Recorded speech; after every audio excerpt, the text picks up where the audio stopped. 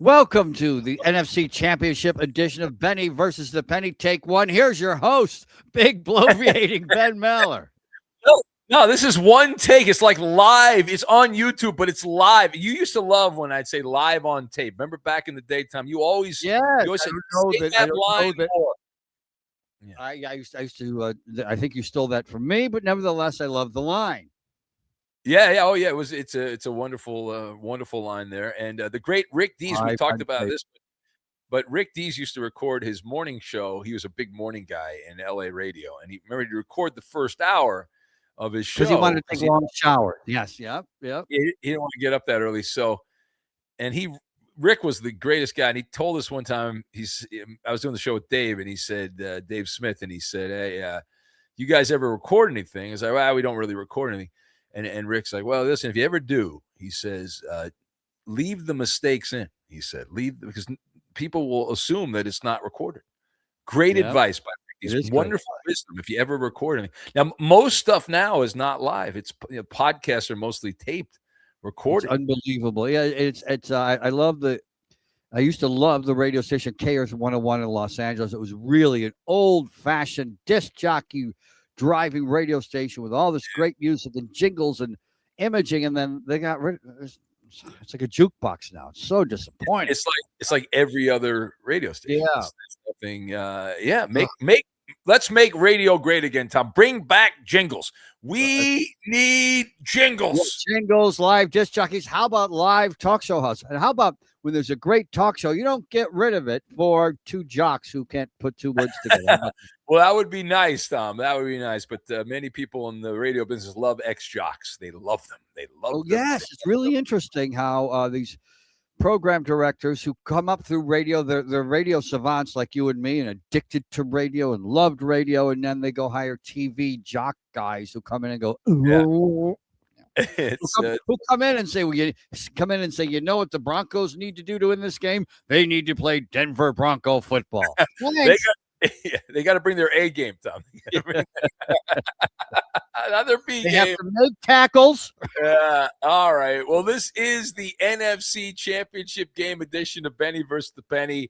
And what is the setup on this, Tom? I need the setup on this one. Get me in the mood. The Emerald City, Los Angeles Rams, the team of your youth. Yes. And the Seattle Seahawks. These two split the season series into really close, dramatic games with controversial catches and drops and fumbles and referee calls. And Rams are playing a third straight road game that can be pretty brutal. Rams get 2.5 points on the road. Well, it's very difficult for the Rams. As you know, they're traveling by stagecoach. Actually, they had to hitchhike from Kansas to New Mexico, so that was very difficult. The stagecoach very difficult making that trip all the way up to the Northwest. I know they don't treat these NFL players right, Tom. They have to fly Spirit Airlines. It's not right. It's very tragic. No first class treatment with filet mignon and champagne. That's right. They don't get police escorts, and they have to stay at a hostel. They stay at a hostel in Seattle. They don't stay. You ever see those goddamn menus? It's unbelievable. It's like they're a Taylor's Steakhouse. I got to live that life a little bit years ago. I couldn't believe it. And it's much better now than it was then. Yeah, you guys are kings. Anyway, tuna sashimi tartare. Oh, great! You got Kevin Burkhardt and Tom Brady on the call, so hit that mute button. Kickoff temperatures at 39 degrees, slight chance of rain in the Pacific Northwest for this particular game. This is the rematch of the game of the year, Tom, as you referenced, that Thursday night thriller. Yes, from Seattle. Game. You might remember the Seahawks were gifted a 2-point conversion from the officials to punish Nakua, and that helped the Seahawks win the game. And the real ones know that was Fugazi, fairy dust, the line from the Wolf of Wall Street there, Tom. The Rams lost that game by 1 point. But iron sharpens iron. You taught me that, Tom. You got that from the Bible. Right. Number one scoring offense versus the number one scoring defense in the NFL. Now, Looney taught me when I was a little kid. I used to listen to him on the radio. I was like 3 years old. He was on the radio. I didn't even know what I was listening to. But you taught me that defense wins playoff games, Tom. Yep. So it turns out that's not always true. That Looneyism. In 34 playoff games, if you go through the history, 34 playoff games between the top scoring offense, which is the Rams, this year. And the top scoring defense, which is the Seahawks. Ooh. What is the record, Tom? 34 games. The record 34 games, 17-17. You are correct. You cheated. You're a cheater. 17-17. Yeah, it is. It's dead even. So this is the tiebreaker, this game here. Where's the money? We always ask, where's the money? Where are the smart people? What are the smart people? The sharps, as they call them in Vegas. Who are they betting on? Well, the professional bettors are favoring the Seahawks, clearly influenced by Nostradamus, JJ and Renton, Crying Craig, and all my other guys there. Well, those your little radio listeners in Seattle? These are rock stars. Let me tell you something. Okay. These are rock stars. I like everyone except Nostradamus because he's married to a vegan, and you can't really. Oh my God! Well, do you know how I can tell someone's a vegan? How's that? They tell you. Yes, that is true. Anyway, the sharp money is on Seattle in this game because of their defense. Rematch. They're 7-0 in this coaching staff era in rematches since 2024. So McDonald done very well in rematches here. And there are concerns about Matthew Stafford. He has not played as well in the playoffs. He hasn't played up to his MVP standards. Percentage of passing percentage is down. Interceptions are up, etc. So listen, all that's great. All that's wonderful. However, people are overreacting to the Seahawks' easy win over the 49ers, who, Tom, let's be honest here, they gave up. The Niners gave up. Oh, my God. It was gutless football. At some point, the cameras had to stop showing Robert Saleh. And he still got a head coaching job. He still got one. He was terrible. Anyway, either way, we are avoiding at all costs, Tom, Sam Darnold the way I avoid leafy greens. So, no Sam Darnold here. Me and Al Michaels and Puka Nacua, no salad. So Darnold, his poltergeist, he's from San Clemente High School, which is in Orange County, Tom. Yes. I played against them back in the Western White House back when Richard Nixon was president, long before our time. Yeah. So Sam Darnold, his poltergeist is the Rams. He's had 6 interceptions against them this season in 8 quarters. You might remember with the Minnesota Vikings in the playoffs last year, that game was in Arizona because LA burned down because of the incompetent politicians.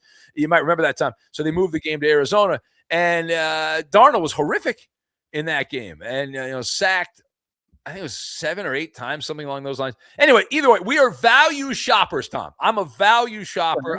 I'm very frugal. The Rams plus 2.5. That is the right side, the value play.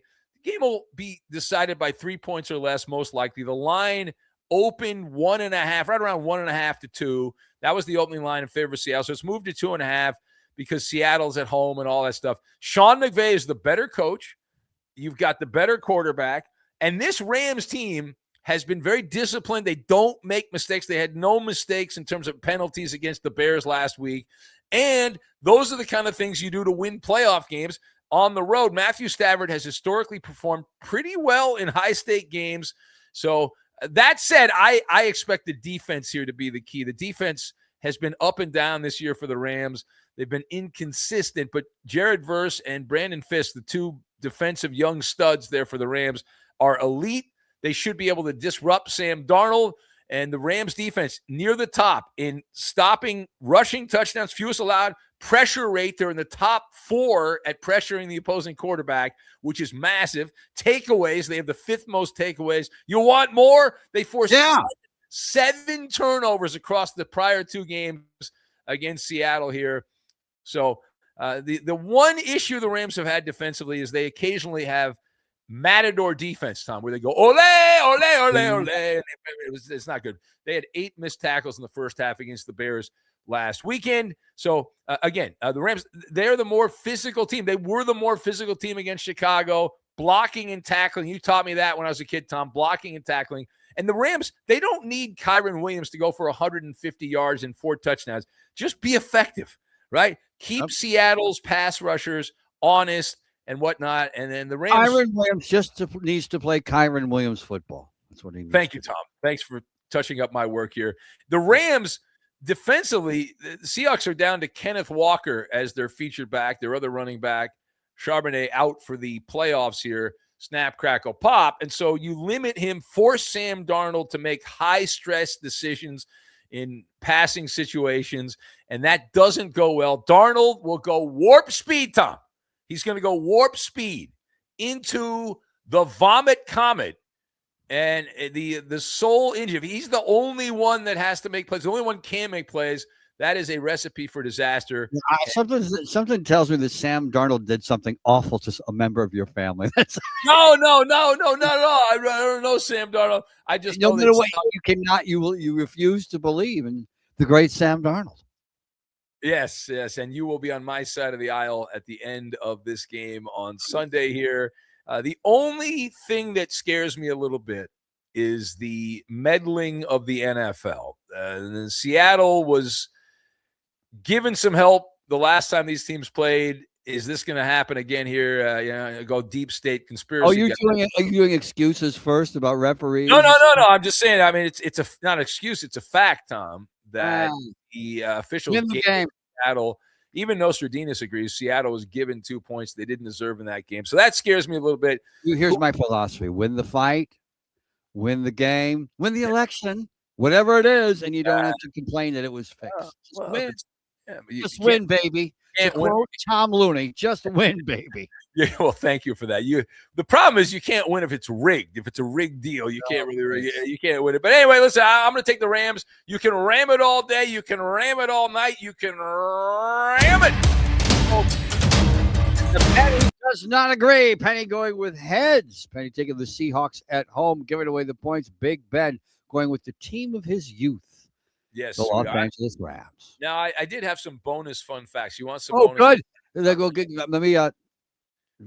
Vince, can you bring up the graphic about the? There we go. The B block, big bloviating, Big Ben fun facts. There we go. Vince is eating a chicken sandwich right now. He's not worried about that. But listen, the Rams are the first team in the Super Bowl era, Tom, to lose against the spread in both the wild card round and the divisional round, and yet advance to the conference championship game. This has never happened before. They're 0-2 against the spread, and yet here they are, a win away from the Super Bowl. Now, the Seahawks have won 8 consecutive games outright, not against the spread, Tom, but outright, Seattle's football team, as they enter the conference championship game. So I thought, what does that mean? What does that mean? Historically, what does that mean? So teams that are on an 8 game or longer winning streak straight up, not against the spread, entering the conference championship game, Tom, it's happened 12 times since realignment back in 2002. 12 times. The record of the teams that have won 8 straight against the spread, 3-9, Tom. Ooh. That does not bode well. That's a bad omen for the Seattle Seahawks there. And as an underdog in the playoffs, Matthew Stafford, he's been an underdog 7 times, 5-2 against the spread for Matthew Stafford in the playoffs. Now, I mentioned the officials. The Zebras do favor. Here's a fun fact, Tom. They do favor Seattle in this game. Bill Vinovich is the referee. Are you familiar with his work? Bill Vinovich? No, not really. Why, did he screw up something in the past? He's a generic older white guy. So Bill Vinovich, as a referee, the Seahawks have had him as an official 14 times. They're 10-4 at home with Bill Vinovich as the official. And Seattle Homer Road is 17-6 with Vinovich. And the Rams are only 4-9. So historically, Vinovich he must be a Seahawk fan. Is he one of the 12s? Maybe he's the 13th man helping Seattle out. Either way, again, those are just some fun facts. Enjoy the games. Thank you. We will have the Super Bowl episode still to come down the line when we know who's in it. May all your bets be winning ones. And remember, good teams win, Tom, but great teams cover the spread. That's right. Always watch Benny versus the Penny. It only makes sense.